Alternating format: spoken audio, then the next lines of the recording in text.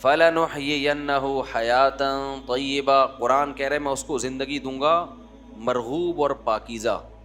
تو وہ کیسے پیدا ہوگی؟ عبادت سے وحشت ختم ہو. وحشت سمجھتے ہیں؟ آپ کے ہاں کوئی اجنبی مہمان آ جائے، آپ نہ جان نہ پہچان، اور آ کے بیٹھ جائے، آپ کا دل چاہے گا یار یہ بندہ جلدی جائے، میں اس کی وجہ سے ریزرو ہوں. بھئی آ کے بیٹھ گیا ہے، کبھی یوں گزارے ہو گیا آپ کا، بھئی یہ جائے گا کب پتہ نہیں، اور اس کی خدمت میں بیٹھنا بھی ہے آپ نے، اٹھ بھی نہیں سکتے. ٹینشن دیتا ہے نا وہ. اس کو کہتے ہیں وحشت. جنگلی جانوروں کو وحشی کہتے ہیں کیونکہ انسان بھی ان سے مانوس نہیں اور وہ بھی انسان سے مانوس نہیں. بلی پالتو جانور ہے، دیکھ کے خوشی ہوتی ہے، واہ بھئی بچے بلی کے کتنے پیارے پیارے سے لگ رہے ہوتے ہیں. مرغی پالتو ہے، لیکن یہاں کوئی گیدڑ آ جائے دیکھ کے اچھا لگے، کتنا کیوٹ گیدڑ لگے گا. شیر آ گیا ہو، کتنا کیوٹ ہو بھائی، ادھر ہی اس کو ادھر ہی رکھو. میں ایک دفعہ ایک صاحب نے شیر پالا ہوا تھا، مجھے لے گئے کیج میں، کہہ رہے نہیں کچھ نہیں کرے گا، کچھ نہیں کرے گا. کہتا ہے مفتی صاحب اس کو آپ پیار کریں، پیار کریں.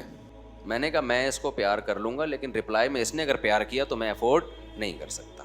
جی پیار محبت آپ ہی کریں اس سے. اگر اس نے بھی پیار کر لیا نا مجھے، ایک بھی کس اس کا مجھے کسی قابل نہیں چھوڑے گا. وحشت ہوتی انسان کو درندوں کو دیکھ کے.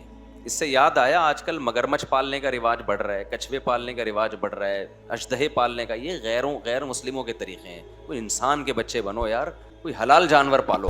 یہ وحشت ناک جانور ہیں، ان کو دیکھ کے انسان کو وحشت ہوتی ہے، سکون نہیں ملتا. مگرمچھ کوئی پالنے کی چیز ہے؟ کچھوے پالے ہوئے ہیں، سانپ پالے ہوئے ہیں لوگوں نے. کوئی انسان بنو یار.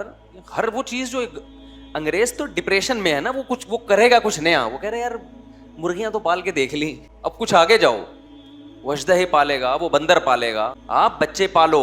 کیا پالو؟ آپ جانور پالنا ہے، حلال جانور پالو.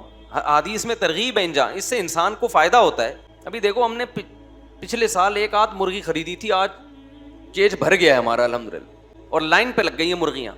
6-7 انڈے دے کے ایک بیٹھے گی، دوسری بھی پھر بیٹھی نظر آئے گی. ہم نے کہا لے بھائی اس نے بھی اعتکاف کی نیت کر لی ہے، اس کے نیچے انڈے رکھے، تیسری. اور ایک عجیب سکون بھی ملتا ہے دیکھ کے.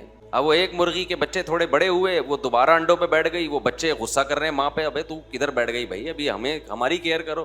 وہ بچے ماں کو جا کے ٹھونگ مار رہے ہیں، اماں غصہ کر رہی ہے. پھر ہم نے کیا کیا، اس کو کیج میں بند کر دیا. وہ جو کڑک ہوتی ہے نا جسے کہتے ہیں، وہ انڈوں پہ بیٹھی ہوئی، تو بچے وہ کیج کے قریب جا کے بیٹھے ہوئے ہیں اور بڑے افسردہ جیسے کسی کے سویم میں آئے ہوئے ہوں، بالکل ایسے پڑے ہوئے ہیں نا. اماں کو کیا ہو گیا؟ اماں کہہ رہی ہے اتنے بڑے گدھے ہو گئے، گھوڑے ہو گئے، ابھی بھی اماں کی گود میں بیٹھے رہو گے. سانپ پال رہے ہیں اور عجیب عجیب چیزیں پال رہے ہیں بھائی. ہاں وحشی جانور کی مثال دے رہا تھا کہ جیسے انسان کو وحشی جانوروں سے ایک وحشت ہوتی ہے. کچھ پاگل ہیں ان کو وحشت نہیں ہوتی، تو وہ پاگل ہیں. ورنہ جو انسان کا بچہ ہوگا اس کو وحشی جانوروں سے وحشت ہوگی. آج کل ایک لفظ چل رہا ہے اینیمل لورز، یہ لفظ بھی گوروں سے آیا ہے.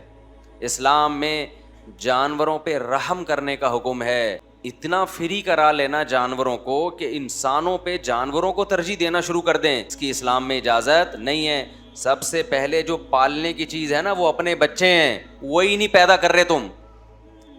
تمہاری زندگیوں سے سکون چھن جائے گا. بچے پالو اپنے، ان سے محبت ملے گی، گھر میں ایک سکون اور اطمینان ہوگا ان سے.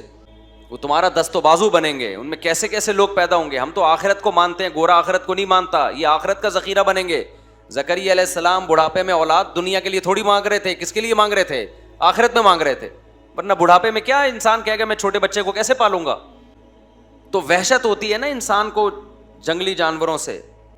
تو اس سے میں وحشت کا لفظ سمجھانا چاہ رہا تھا کہ وحشی کسے کہتے ہیں، وحشت کسے کہتے ہیں. تو اسی طرح بعض لوگوں کو اللہ سے وحشت ہے. کس سے وحشت ہے؟ نماز نہیں پڑھی جاتی، ایسے لگتا ہے جیسے آپ کے پاس کسی شیر کو لے جا کے بٹھا دو نا، تو جتنی دیر وہ شیر بیٹھا رہے گا آپ کس میں رہو گے؟ ٹینشن میں، کیونکہ وحشی جانور ہے. ایسے ہی بعض لوگ مسجد میں آ کے بیٹھ گئے تو جتنی دیر بیٹھے رہیں گے ان کو کیا رہے گی؟ ٹینشن. یار کدھر آ کے پھنس گئے ہم. بہت سے لوگوں کو رمضان میں وحشت، یار یہ گزرے گا کب، ختم کب ہوگا. ٹینشن میں ڈالا ہوا ہے مولویوں نے. کھلے عام کھا نہیں سکتے، پی نہیں سکتے. کچھ برائیاں تو ایسی ہیں جو رمضان میں زیادہ بری سمجھی جاتی ہیں. لوگ تانے دیتے ہیں اس کے، ابھی تو رمضان میں یہ کر رہا ہے. تو یار یہ گزرے ٹینشن ہے یار. ایسی ایسی وحشت لوگوں پہ ہم نے دیکھی، اللہ بچا کے رکھے ہمیں. ہمارے ایک جاننے والے مسجد کے بالکل قریب میں رہتے تھے، غیبت نہیں ہے، ان بہت پرانی بات ہے، کبھی ان کو مسجد میں نہیں دیکھا، کبھی بھی نہیں دیکھا. مجھے یاد ہے ایک دفعہ مغرب کی نماز کا ٹائم تھا، اذان ہوئی، وہ مسجد میں آئے، ہم نے کہا چلو اللہ نے توفیق دے دی، ایسے ایسے نا بھاگ رہے ہیں، میں نے کہا پتہ نہیں کیا ہو گیا، پتہ چلا جی کسی کو دیکھنے آئے تھے کہ وہ مسجد میں تو نہیں ہے، اور اتنی دیر بھی ایسا لگ رہا تھا جیسے یہ ڈپریشن میں ہے۔ جماعت کھڑی ہوئی اور وہ مسجد سے شارٹ، یار اب تو آ ہی گئے ہو، اب تو پڑھ لو، اتنی وحشت۔ ایک صاحب نے خود بتایا، مسجد کے پڑوس میں رہتے تھے، کہ میں مسجد میں جاتا ہوں مجھے بہت سخت وحشت ہونا شروع ہو جاتی ہے۔ اور ان لوگوں کا بڑھاپا بڑا ڈینجرس ہوتا ہے، بڑھاپے میں ان کی مسجد سے اور نماز سے وحشت کم ہونے کے بجائے بڑھ جاتی ہے، کیونکہ بڑھاپے میں کوئی بھی آپ کے اندر کوالٹی ہے، یا بیڈ کوالٹی ہو یا اچھی کوالٹی ہو، وہ کم ہونے کے بجائے اچھی کوالٹی بڑھے گی، بیڈ کوالٹی اور زیادہ بری ہو جائے گی۔ بڑھاپے کی عادت ہے کہ وہ آپ کے جو جیسے جوانی میں تھے نا اس چیز کو بڑھا دے گا۔ تو میرے بھائی ابھی یہ وحشت ختم کرنے کا ٹائم ہے، سمجھ رہے ہیں؟ اللہ سے جو وحشت ہو چکی ہے اس کو ابھی ختم کرنا ہے، دوستی لگانی ہے۔ کتنے لوگ ہیں جو کچھ نہ ہو تو چلو رمضان میں آ جاتے ہیں، ختم قرآن میں آ جاتے ہیں نماز پڑھنے، تھوڑی بہت ان کو اللہ سے انسیت ہوتی ہے، گھروں میں کبھی اللہ کا نام لینے کی توفیق نہیں ہوئی۔ تو اگر زندگیوں میں سکون چاہتے ہو تو کچھ ٹینشنیں لینی پڑیں گی، ان ٹینشنوں کے بدلے میں اللہ آپ کو کیا دے گا؟ سکون۔ وہ ٹینشن کیا ہے؟ ایک تو گناہ سے بچنے کی ٹینشن میں نے بتایا، دوسری عبادت کی ٹینشن، عبادت کی ٹینشن اٹھانی ہے۔ دل نہیں چاہتا مسجد جانے کو، اللہ کا نام لینے کو، لیکن اللہ اللہ کرنا پڑے گا، سمجھتے ہو؟ دعا مانگنے کو دل نہیں چاہتا، مگر ہاتھ اٹھا کے اللہ کے سامنے دعائیں مانگنی پڑیں گی، اللہ سے دوستی ہو جائے۔ دیکھو جس کام کا دل نہ چاہ رہا ہو اس کو بار بار کرتے رہنے سے اس کا دل چاہنے لگتا ہے۔ میں اکثر لوگوں کو ایک نسخہ بتاتا ہوں، جن کا نماز میں دل نہیں لگتا، ہمت کر کے ایک ہی دفعہ میں 50 رکعتیں پڑھ لیں کھڑے ہو کر۔ کیا کر لیں؟ 50 کم کر دی، پہلے 100 بتاتا تھا، 100 رکعتوں کی نیت مان لو، ایسی کی تیسی یار۔ 100 رکعتیں جب تک ختم نہیں ہوں گی اٹھوں گا نہیں، اور تسلی سے پڑھو 100 رکعتیں، آپ 100 کے بجائے 50 کر لیں، زیادہ ہو جائے گا میرا خیال۔ آپ دیکھیں جب یہ عمل بار بار ہوگا نا تو آہستہ آہستہ نماز میں لذت شروع ہو جائے گی۔ اللہ کا نام لا الہ الا اللہ ذکر ہے، صبح اور شام 100 مرتبہ، اس کی عادت ڈالیں، بچوں کو عادی بنائیں، تہجد کے لیے بچوں کو گھر میں اٹھائیں، نماز کے لیے بچوں کو اٹھائیں، کچھ اللہ اللہ سکھائیں ان کو۔ اہل اللہ کے گھروں کا ماحول بڑا ہی پیارا ہوتا ہے۔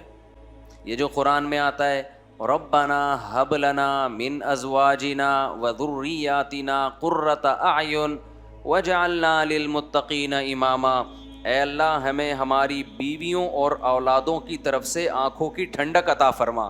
یہاں آنکھوں کی ٹھنڈک کا کیا مطلب ہے؟